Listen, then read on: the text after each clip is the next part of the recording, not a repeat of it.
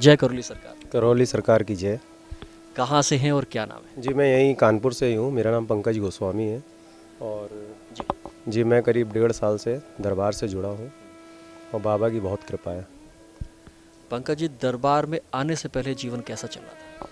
दरबार के आने के पहले जी बस पूजा पाठ करते थे और कोई कोई कुछ नहीं, बस ठीक ठाक था।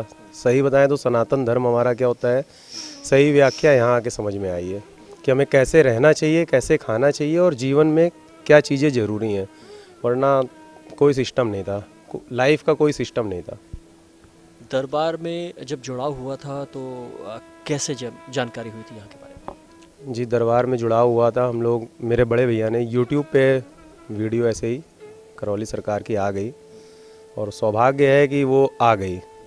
भैया ने देखा, भैया ने मुझे दिखाई, कहा कि यार ये निगेटिव, हम तीनों भाइयों ने देखी और भैया ने तुरंत कहा कि ये निगेटिव एनर्जी का कुछ मामला है, क्योंकि ये सारी चीज़ें हम लोग भी यार ऐसा कुछ फील करते हैं।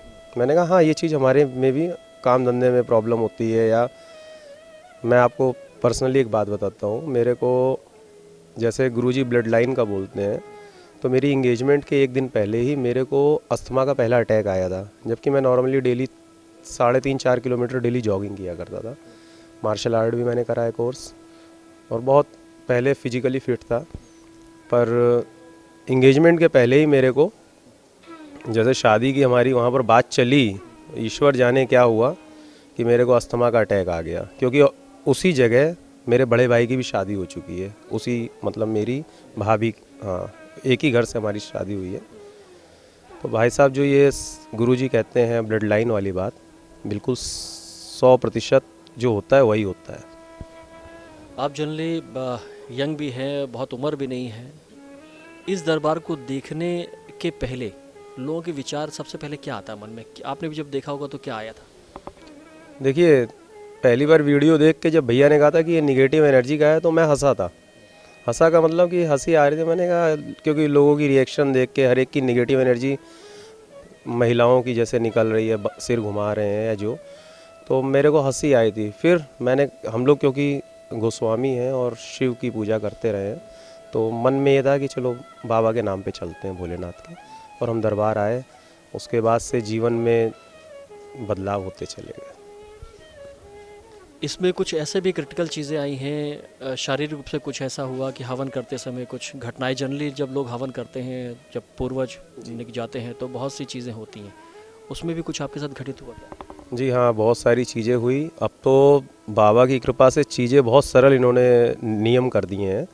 हम लोगों ने जब हवन शुरू करे तो महीने में 1 हवन का था प्रोसेस, और फिर शक्ति बीच में खुली थी कि कंटिन्यू 5 हवन कर सकते हैं। जब हमने करे थे तो पहले 2 महीने में 2 हवन करे थे, तो 2 हवन तक तो ठीक था।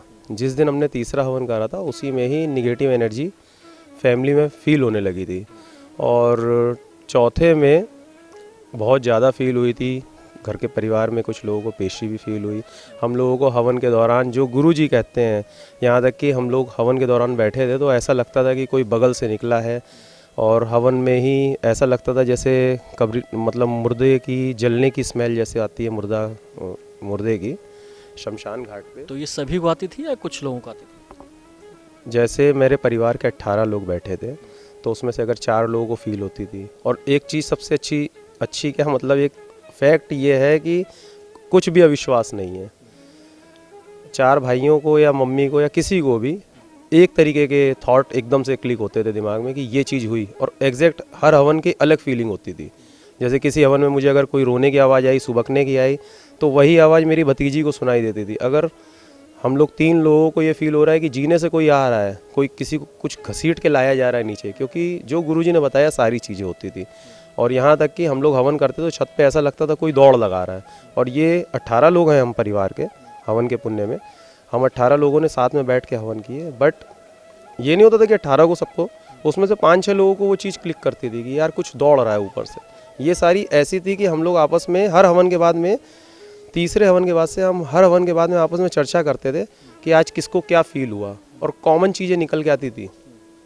ये चीज़ हम लोगों के साथ हुई। और कुछ बीमारियों के कई बार हवन के साथ में तब ऐसा होता था कि कुछ लोग बीमार हो जाते थे, सीवियर में कुछ ऐसी चीज़ें हो जाती थी, कंडीशन कुछ क्रिटिकल हो जाती थी, या परिवार में कोई डेथ आई है तो उसके बाद कुछ एनर्जीज आ गई, ऐसा कुछ हुआ?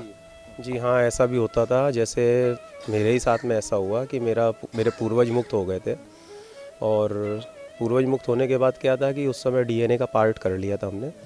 तो डीएनए पार्ट के बाद जो मेरे ताऊ जी का लड़के थे वो ख़त्म हो गए थे, तो वो हमारे डीएनए मतलब हमारे पार्ट में नहीं थे, ए में, उन्हें बी में हमने रखा था, क्योंकि उन लोग दरबार के नियम से उन लोग वो नहीं थे, वो ख़त्म हो गए थे। जब उन्होंने मेरे पे असर पूरा फेंकना शुरू कर दिया था ख़त्म होने के बाद, और सारी फीलिंग, मेरा बीपी से लेकर सारी चीज़ें वही आ रही थी जो आखिरी समय में उनके साथ में सेम कंडीशन मेरी हो रही थी। और मैं आईसीयू में ही भर्ती हुआ, और बाबा की कृपा है कि मैं आईसीयू में था, मेरी फैमिली दरबार में थी। डॉक्टर मेरे को वेंटिलेटर पे ले जा रहा था, और मेरे भैया ने ये बोला था कि हमें मालूम है इसको कहाँ जाने की ज़रूरत है या इसका कहाँ पर इलाज है, और मुझे वहाँ भर्ती करके, भाई डॉक्टर ने तो भर्ती कर लिया था, पूरी फैमिली यहाँ पर थी, और गुरुजी ने समाधान कर दिया था। मतलब आप हॉस्पिटल में थे और आपकी जो फैमिली थी वो घर से निकल के और आश्रम आ चुकी थी? जी हाँ, मम्मी, भाभी, भैया, इन लोग आश्रम में गुरुजी के पास बैठे थे। आज अगर जीवन की बात करें तब में और अब में क्या अंतर है, क्या डिफरेंस है? शब्दों में व्याख्या नहीं हो सकती। कारण ये समझ लीजिए, मैं अस्थमैटिक रहा हूँ। मैंने आपको बताया है कि मेरे प्रॉब्लम थी।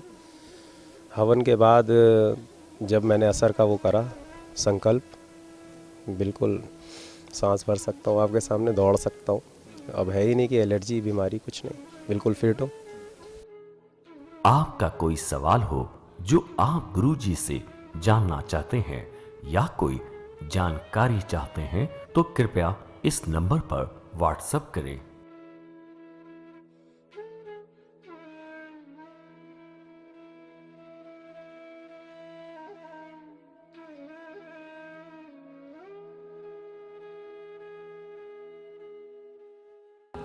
सभी बाधाओं का होगा अंत। नमन व हवन विधि से दूर होंगे सारे कष्ट। देखिए करौली सरकार पूर्वज मुक्तिधाम कानपुर का विशेष प्रसारण प्रतिदिन प्रातः 9:50 से एवं साय 7:20 पर केवल दिशा टीवी पर। NW24 यूट्यूब चैनल को देखें और सब्सक्राइब करें, जिससे आप तक सभी वीडियो और जानकारी पहुंच सके। दिशा टीवी को अपने मोबाइल पर देखने के लिए गूगल प्ले स्टोर से दिशा टीवी ऐप को आज ही डाउनलोड